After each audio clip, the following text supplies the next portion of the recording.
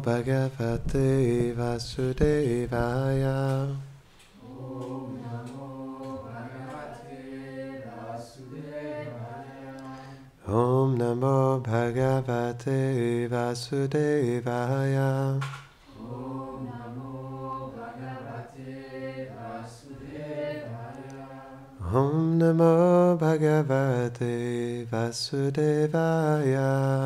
Om Namo Bhagavate Vasudevaya. Bonjour et bienvenue à tous à Radha Kriparohan. Aujourd'hui, nous allons continuer le troisième chant du Bhagavatam, verset 5. Ayuskamo Shvino Devo Pushtikama Hilam Yajet Pratistakama Purusho Prodasi Lokamataro. Traduction. Une personne qui aspire à une longue vie doit adorer les Ashvini Kumara et celle qui désire la force doit vénérer la déesse de la terre. Similairement, celle qui veut la stabilité de la position ou du prestige matériel doit adorer les deux mères du monde, la déesse de la terre Bhumi et la déesse du paradis, Deo.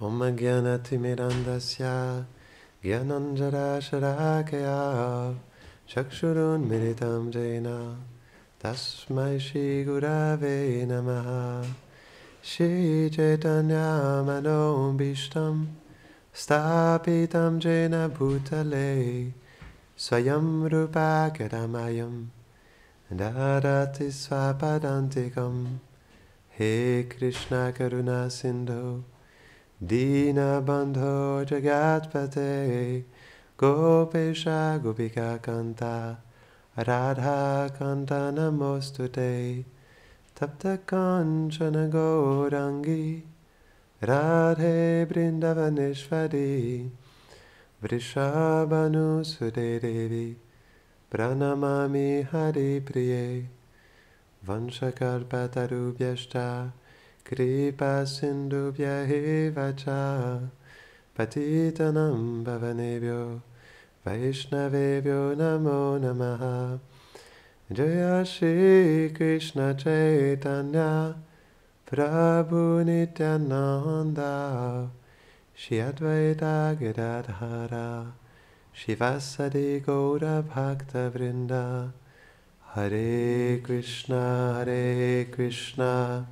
Krishna Krishna Hare Hare Hare Rama Rama Rama Hare Hare Namo Vishnupadaya Krishna Prashtaya Bhutare Srimate Bhaktivedanta Swami Niti Namine Namaste Sarasvati Deve Gauravani Pracharine Nirvishesha Shunnavadi Pashtatare Shatarine. C'est intéressant dans le verset. C'est expliqué que celui qui désire la force doit vénérer la déesse de la terre. Et je me suis dit, celui qui désire l'amour de Dieu doit adorer le Seigneur Nitai. Parce que Nitai, il est extrêmement miséricordieux. En fait, c'est tellement spécial de voir que Balaram, qui est à Vrindavan, mais qui tout simplement est le frère aîné de Krishna, et qui se divertit dans ses merveilleux divertissements d'enfance, puisse être tellement présent aux êtres de ce monde. Comme l'expliquait Gurudev hier, c'est tellement intéressant de voir comment il sert Krishna, parce que Gurudev expliquait qu'il sert Krishna dans tous les rasas. Non? C'est vraiment la particularité de Balaram, mais aussi il sert tous les êtres aussi. Parce qu'on sait que, premièrement, Balaram, il est ce qu'on appelle une Vaibhav Prakash. C'est expliqué dans le Laghu Bhagavatamrita que Krishna, il a une expansion de sa personne qui est pareille comme lui, qui a la même humeur, qui s'appelle Prabhav Prakash. Comme par exemple lorsque Krishna, il se divertit avec les gopis. Lorsqu'il fait la danse rasa, on sait qu'il se multiplie en plein de formes de lui-même. Krishna reste toujours le Krishna originel, et nos acharyas expliquent que lorsqu'il y a la danse rasa, c'est le Krishna originel, Svayam Bhagavan, Vrajendranandana Krishna, qui est avec Radharani, et il s'étend en plein de formes pour pouvoir être avec chacune des autres gopis aussi. Donc on appelle ça Prabhav Prakash. Mais Vaibhav Prakash, c'est une expansion de Krishna, mais qui est dans une teinte différente et une humeur différente. Et on sait que Balaram, c'est la première expansion de Krishna, dans le sens de Vaibhav Prakash. Mais il fait plus que ça aussi, parce qu'on sait que Balaram, il est l'origine de la Sandhini Shakti. Et qu'est-ce que c'est la Sandhini Shakti? C'est cette énergie qui manifeste tout le monde transcendantal. Donc c'est expliqué que Balaram, c'est comme ça qu'il sert Krishna aussi dans le Shantaras. On expliquait qu'il sert Krishna dans tous les rasas. Dans le Shantaras, Balaram, il est les souliers de Krishna, il est son lit, il est son dhoti. Il manifeste, comme l'expliquait aussi Gurudev hier, les formes masculines de Krishna, qui sont des associés de Krishna, comme aussi à Vaikuntha Loka, sont des associés de Vishnu. Et donc, il sert Krishna dans toutes les capacités. Et c'est ça qui fait que Balaram, il est tellement spécial aussi. Il sert Krishna dans vraiment toutes les différentes circonstances possibles. Donc, en plus de s'étendre en tant que le Dham, il s'étend aussi. Donc, on sait que Balaram, il est le Sankarshan originel, Mula Sankarshan. Donc, lui émane les 4 Chaturvyuha. Mais aussi, tous les expansions de Balaram, comme Vishnu, viennent de Balaram aussi. Parce qu'on sait que Narayan, qui est dans le monde de Vaikuntha, il est aussi une expansion de Balaram. Mahavishnu, il est une expansion de Balaram.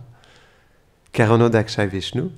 Donc, Garbo Dakshay Vishnu, dans chaque univers, Balaram, il se manifeste en tant que Garbo Dakshay Vishnu. En plus, en tant que Kshiro Dakshay Vishnu, il est l'âme suprême dans le cœur de tous les êtres. C'est Balaram, ça. C'est pourquoi c'est expliqué que Balaram, c'est l'origine du Guru Tattva aussi. Parce qu'il y a cet aspect de Chaitya Guru. Guru dans le cœur. Et ça, c'est Balaram aussi. Donc, nos acharyas expliquent que, en plus d'être le Guru dans le cœur, il se manifeste en externe en tant que son représentant, le maître spirituel. Ça aussi, c'est Balaram. Donc, à quel point il sert Krishna, mais à quel point il sert tous les êtres. Parce qu'en tant que l'âme suprême, il est présent dans chaque atome, dans le cœur de tous les êtres. Et donc, c'est ce qui fait que Balaram, il est très cher aussi à ses dévots. Parce qu'il réalise à quel point il fait tout pour Krishna, il fait tout pour tout le monde entier en réalité. Et ça permet à Krishna d'être à Vrindavan et de se divertir pour l'éternité avec tous ses associés éternels. Mais aussi, il vient en tant que Nityananda Prabhu. Et je le répète encore parce qu'il a partagé plein de points intéressants, Gurudev, hier.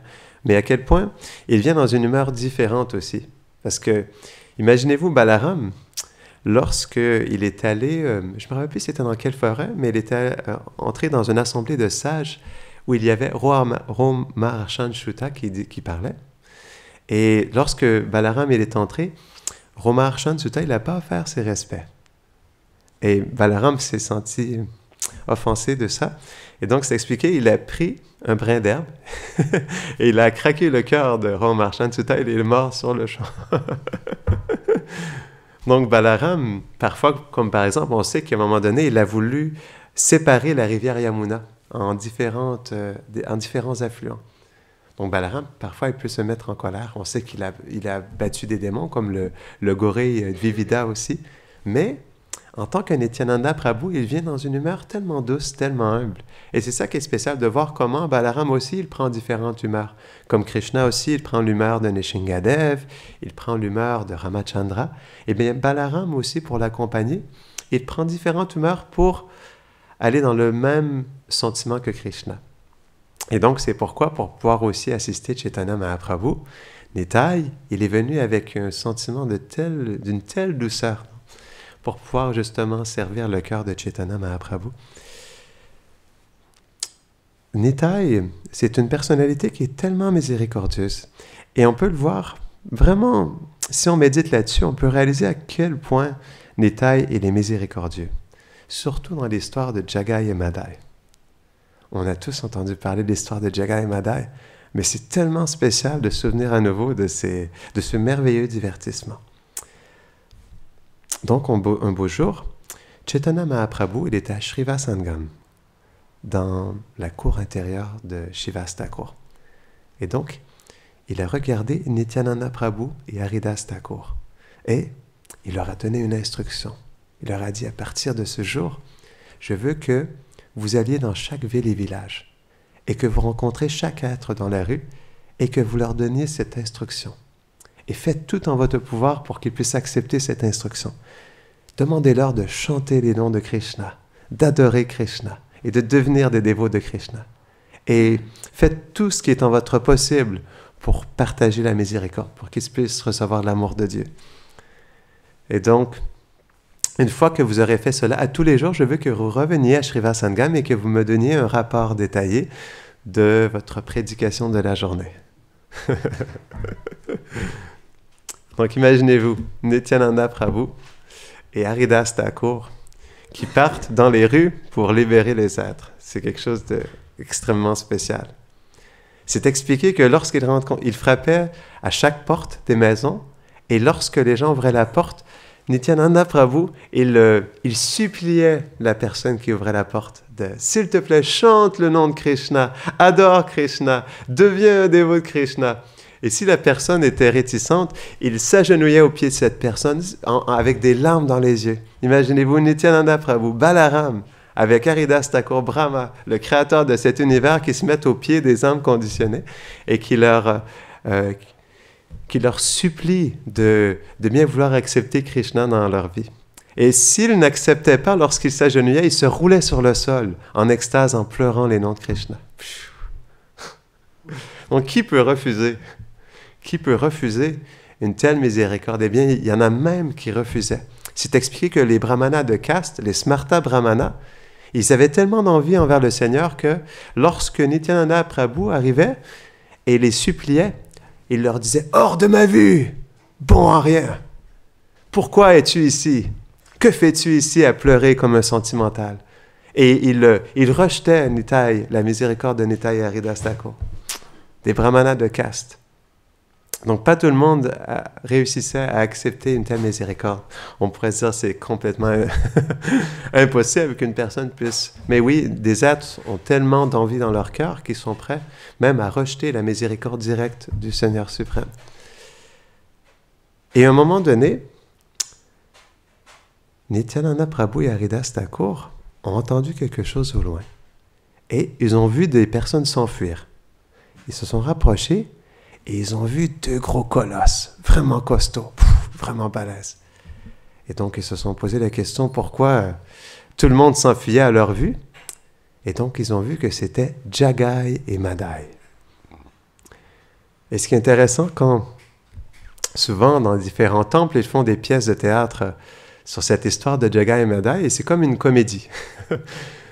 Lorsqu'ils présentent Jagai et Madai, les gens rient. Mais en réalité, c'est quelque chose de très sérieux. Parce que Jagai et Madai, il n'y avait pas un péché qu'ils n'avaient pas commis. C'est expliqué qu'ils venaient d'une famille très élevée de brahmanas, très pure de génération en génération, mais dû à une mauvaise association, ils étaient devenus tellement déchus qu'ils tuaient des brahmanas. Ils violaient les jeunes filles. Ils tuaient des vaches, buvaient leur sang. Ils commettaient tellement d'activités abominables. Ils volaient les maisons, brûlaient les maisons des gens. Il n'y avait pas un péché qu'ils n'avaient pas commis. Ils étaient constamment sous, intoxiqués. Personne n'osait se rapprocher d'eux. Et donc, lorsque Nityananda Prabhu, il a vu ces deux êtres, il a pensé à la miséricorde de Mahaprabhu. Il s'est dit, si on veut que tous les êtres acceptent Mahaprabhu comme Kali Yuga Patita Pavana, alors on doit libérer ces deux êtres les plus démoniaques du monde. Alors si eux, Jagai et Madai, deviennent des purs dévots du Seigneur, alors tout le monde pourra accepter la miséricorde de Chaitanya Mahaprabhu. Et donc dans ce sentiment, il a voulu libérer ces deux personnalités. Donc il s'est rapproché d'eux, et comme il avait reçu l'instruction de Chaitanya Mahaprabhu, lorsqu'il est allé juste en face de Jagai et Madai, il leur a dit la même chose. Chantez les noms de Krishna, adorez Krishna, devenez des dévots de Krishna. Et quand Jagai et Madai ils ont entendu ça, ils étaient dans une furie. C'est expliqué que leurs yeux sont devenus rouges. Et Ils ont dit, quoi? Qu'est-ce que vous dites? Adorez le Seigneur!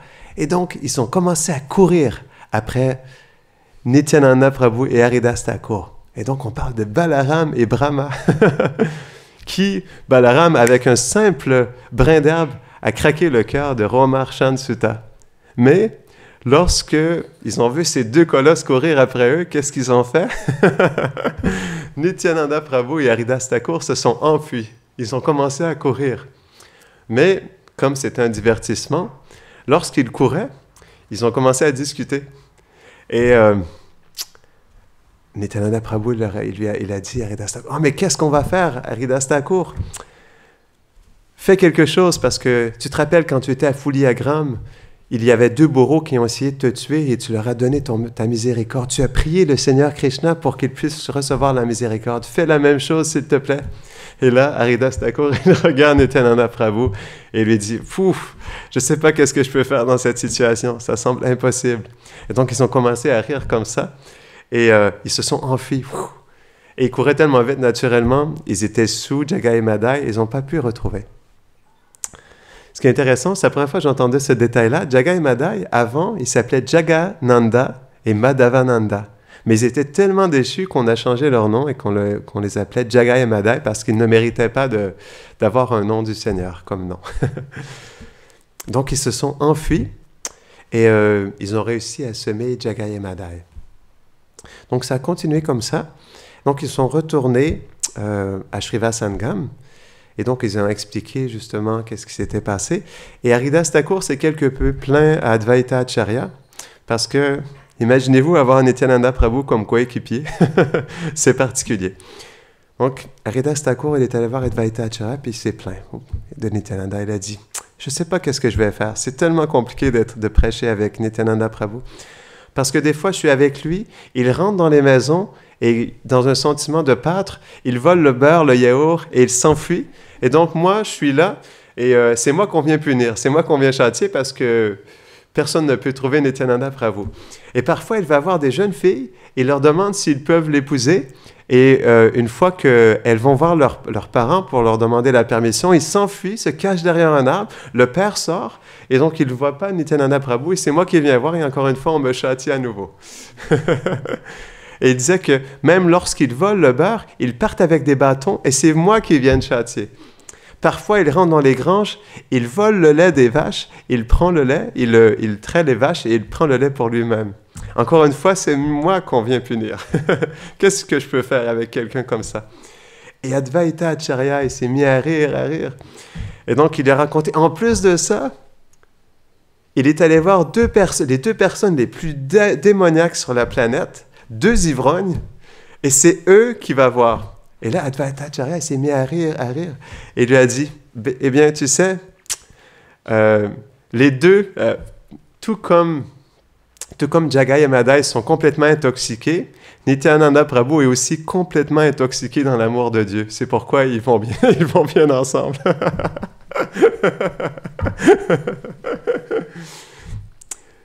Mais il a dit, « Ah, attends un instant, comme ils ont reçu la miséricorde de Nityananda Prabhu, comme Nityananda Prabhu a le désir de les libérer, un jour, ils viendront et danseront dans l'extase de l'amour de Dieu. » Et lorsque ils ont partagé l'histoire qu'ils avaient essayé de rencontrer Jagai et Madai et de les instruire, ce qui s'était passé, Chaitanya Mahaprabhu, il a dit la même chose aussi. Il a dit, comme ils ont reçu le regard miséricordieux de Nityananda Prabhu, alors un jour, ils goûteront le pur amour de Dieu. Mais ce qui est particulier, on sait que Jagai et Madai sont nul autre que Jai et Vijay, qui sont devenus Hiranyakashipu et Hiranyaksha, Ravana et Kumbhakarna, et Sishupal et Dantavakra.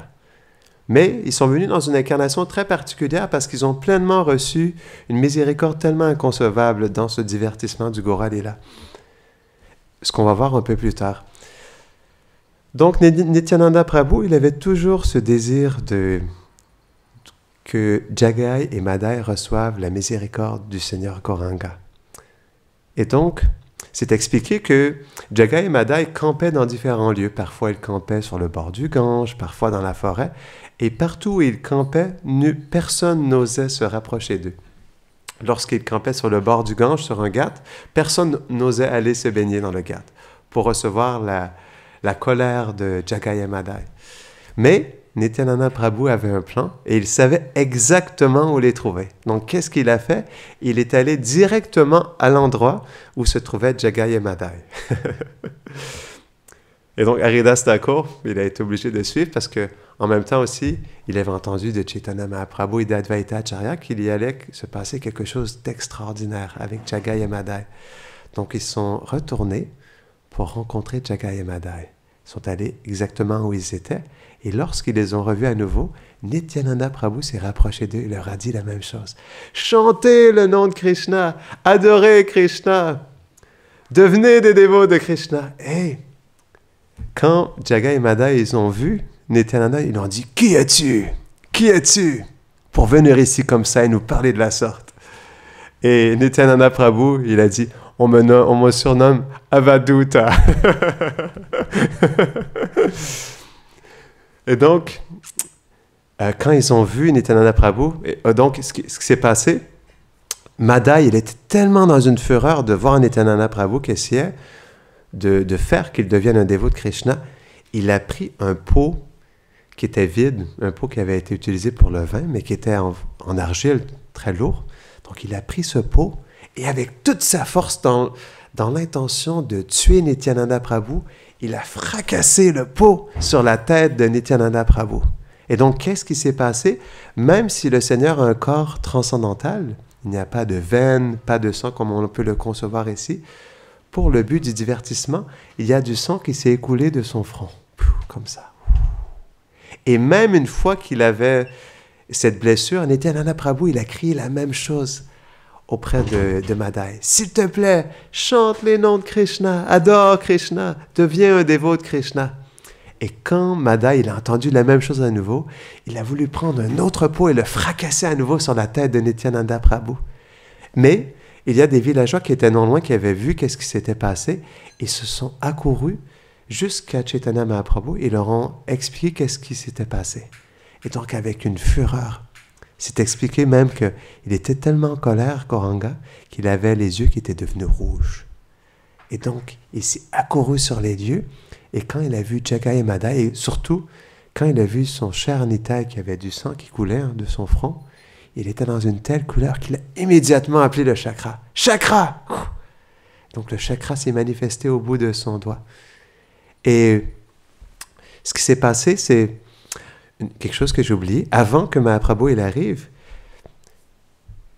Jagai a été tellement touché de l'humilité de Nityananda Prabhu, à quel point il était compassionné envers Jagai et Madai, qu'il s'est agenouillé devant son frère. Il a dit, s'il te plaît Madai, arrête, arrête. Tu ne réalises pas qui est Nityananda Prabhu. C'est une personne qui est tellement sainte. Comment oses-tu faire ça à une personne aussi sainte que lui? S'il te plaît, arrête. Donc il a protégé Nityananda Prabhu. Et quand Chaitanya Mahaprabhu il était venu pour tuer de son chakra Jagai et Madai, Nityananda Prabhu il a dit non, non, s'il te plaît, Jagai m'a protégé. Il m'a protégé contre Madai. Et quand Chaitanya Mahaprabhu il a entendu ça, il a enlevé son Sudarshan chakra. Et donc, il était tellement touché que Jagai a défendu son cher Nitai qu'il a voulu lui donner sa miséricorde. Donc, Nityananda Prabhu lui a dit, s'il te plaît, sois miséricordieux envers lui. S'il te plaît, Gauranga, partage-lui ta miséricorde. Et donc, c'est expliqué, le Seigneur Chaitanya, il était tellement touché qu'il a pris une forme à 4 bras, et donc il a donné sa miséricorde à Jagai. Il lui a donné le pur amour de Dieu. Et il a tellement été touché par cet amour qu'il s'est écroulé sur le sol, Jagai. Et quand Madai il a vu ça, il était complètement touché de voir Jagai qui avait reçu une telle miséricorde. Et Madai s'est tourné vers Gauranga. Il lui a dit, oh, s'il te plaît, je sais que je suis tellement déchu, mais en réalité, je suis tout comme mon frère. Tout ce qu'il a fait, moi j'ai fait. Tout ce que j'ai fait, lui, il l'a fait aussi. Donc on est pareils tous les deux. Donc s'il te plaît, comme lui, il a reçu la miséricorde, tu as été tellement miséricordieux dans le passé. Tu t'es battu contre tellement d'autres personnes aussi. Tu t'es battu contre Kamsa. Tu as même toi aussi reçu certaines blessures. Donc tu t'es battu contre des démons, contre plein de personnalités, et tu leur as toujours partagé ta miséricorde. Alors s'il te plaît, veux bien me partager ta miséricorde, toi aussi. Et Gauranga, il a dit non. Parce que, en fait, les démons, ils étaient contre moi directement. Mais là, c'est mon cher dévot, mon cher Nitai que tu as attaqué. Et ça, je ne peux l'accepter. Il lui a dit, la seule chose que tu peux faire pour recevoir la miséricorde est de tomber à ses pieds et de lui demander pardon. C'est le seul moyen. Donc, c'est expliqué que Madai, il s'est complètement agenouillé aux pieds de Nityananda Prabhu.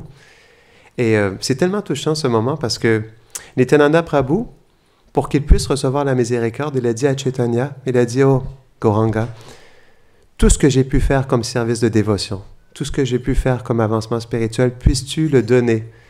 Tout ça, puisses-tu le donner à Madai pour qu'il puisse recevoir la miséricorde? Et donc, il a étreint Madai. Et comme ça, il a reçu la miséricorde lui aussi. Donc, lui aussi a reçu le pur amour de Dieu. Et c'est expliqué que sur le champ, malgré le fait qu'ils avaient commis des activités tellement abominables, ils ont reçu directement le pur amour de Dieu, de Gauranga. Et ils ont commencé, donc ils étaient avec Gauranga et tous ses associés, et Gauranga a demandé à ce que Jagai et Madai les accompagnent dans sa propre maison, avec leurs associés les plus intimes. Et donc ils sont entrés à l'intérieur, ils ont fait un kirtan merveilleux, et Jagai et Madai dansaient dans l'amour de Dieu avec des larmes dans les yeux, des larmes d'humilité. Et donc une telle circonstance, ils ont pu vivre dans la présence de Gauranga et de Nityananda. Et naturellement, quand les habitants de Nabadwip, ils ont vu que Jagai et Madai étaient devenus des purs dévots du Seigneur, qui dansaient dans l'extase de l'amour de Dieu, qui pleuraient des larmes d'humilité, ils étaient complètement touchés de voir à quel point le Seigneur Chaitanya était miséricordieux. Même les demi-dieux qui, naturellement, regardent les divertissements du Seigneur étaient présents.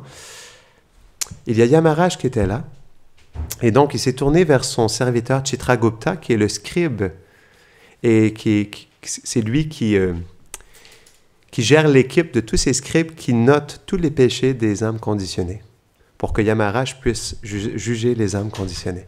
Et donc Yamaraj s'est tourné vers Chitragupta et il lui a demandé, il lui a dit, « S'il te plaît, peux-tu me montrer quelle est l'étendue des péchés de Jagai et Madai ?» Et quand Chitragupta a entendu ça, il a dit, « Oh, ils ont tellement commis de péchés que tous mes scribes n'avaient pas assez de temps pour écrire tout ce qu'ils avaient commis comme péché. Ils ont tellement fait d'erreurs qu'il n'y a pas assez de place dans tout le storage pour storer toutes les erreurs qu'ils ont commises. » Et donc, c'est pourquoi ils travaillaient jour et nuit à écrire tout ce que Jagai et Madai faisaient. Et quand Yamaraj a entendu ça, il a été tellement choqué d'une telle miséricorde, parce que Chitragupta, il a dit, la seule raison qu'ils ont pu se libérer de tous ces péchés est qu'ils ont reçu la miséricorde de Gauranga. Et quand Yamaraj a entendu ça, il s'est écroulé sur le sol inconscient. Tellement il était frappé d'une telle miséricorde de Gauranga. Et à un moment donné, il y avait les autres demi-dieux qui étaient présents. Chitragupta ainsi que les autres demi-dieux se sont rapprochés de l'oreille de Yamaraj et ils ont commencé à crier à son oreille « Gauranga, Gauranga, Gauranga !» Et donc ça a sorti de Yamaraj de son inconscience. Il a sauté dans les airs, il a commencé à danser dans l'amour de Dieu. Et donc Shiva, quand il a vu ça, lui aussi, il a commencé à danser. Et tous les demi-dieux ont commencé à chanter les noms de Gauranga dans l'extase du Seigneur. Et après ça, tous les demi-dieux étaient dans ce souvenir à quel point le Seigneur, il était miséricordieux de donner une telle miséricorde à des êtres qui étaient tellement déchus. On se comprend que c'est un divertissement, mais c'est pour montrer à quel point le Seigneur, il est prêt à donner sa miséricorde aux âmes conditionnées. Comme l'expliquait Gurudev hier, plus on est déchu, plus on a une qualification pour recevoir la miséricorde du Seigneur. Et on le voit dans ce divertissement. Ils étaient les plus déchus, mais ils ont reçu la plus grande miséricorde. Donc ça, dans ce divertissement, on peut voir quelle est l'étendue de la miséricorde de Nityananda Prabhu. On ne devrait jamais sous-estimer sa miséricorde. Et même si Nityananda Trayodashi était hier, on devrait encore aujourd'hui prier pour recevoir sa miséricorde, pour qu'il puisse nous aider à progresser. Donc il y avait un Vaishnav qui priait à Nitai, « S'il te plaît Nitai, je suis tellement déchu, s'il te plaît, délivre-moi, aide-moi à progresser. » Donc on devrait continuellement prier Nitai pour qu'il puisse nous aider à progresser sur le chemin de la dévotion. Donc on va terminer ici. Jagai et Madai ki, Nityananda Prabhu ki, Gauranga Mahaprabhu ki, Janitai Gaura Premanande.